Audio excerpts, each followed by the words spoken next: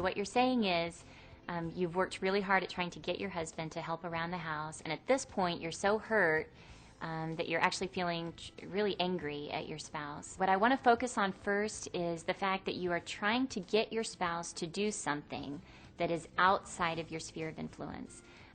Now, I was queen of manipulating my husband, trying so hard, and I really tried it many times in a very sweet way. In fact, last night, on my way to bed, I asked my husband really nicely, if you feel like it when you're done with your work on the computer, there's some stuff in the kitchen if you'd like to put it away. You don't have to, but you can.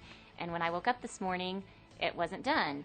And so it was just a great opportunity for me to realize that that was a request, but had I been upset that he did not do what I asked him to do, that would have meant that it was actually a demand instead of just a request. And so it only took me 7 minutes to clean the kitchen. It wasn't a big deal. What was really important for me to realize is that my husband loves me, and the fact that he doesn't always do the acts of service, the things around the house that I would love for him to do, that is not a sign that he doesn't love me. He loves me, and he most often shows it just in different ways. Now, for me, the acts of service is that's a love language for me. I feel very loved when my husband brings me a cup of coffee or does something around the house, does a load of laundry. I feel very loved through that. But he does tons of other things. He tells me nice things. He's very affectionate with me. He wants to spend time with me all the time. And for him, those are ways that he's communicating love. So just because he's not helping around the house does not mean that he doesn't love me. So that's one point. The second point is if I'm trying to get my spouse to do anything, whether it's helping around the house or anything else, that's actually manipulation.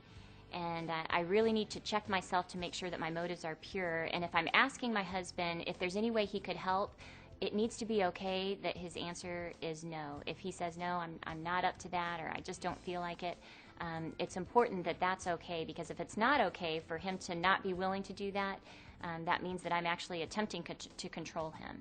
And that's not the kind of person that I want to be, or the kind of wife that I want to be. I think it is really important, if it's something that's important to you, it's great if you're willing to share that with your spouse, and with no expectations necessarily that your spouse will do anything, but just in sharing my heart with my spouse, there's so many times that he, upon hearing what I share, wants to come alongside me and care about me in that way, and I do the same for him. If I know that something's important to him and he shares that, so often I want to join with him and look for a win-win for both of us. If this is an issue that's really important to you, it's helpful for your spouse to know about it. I wouldn't keep it to yourself. I would definitely share with your spouse why it's important to you so that he or she can understand.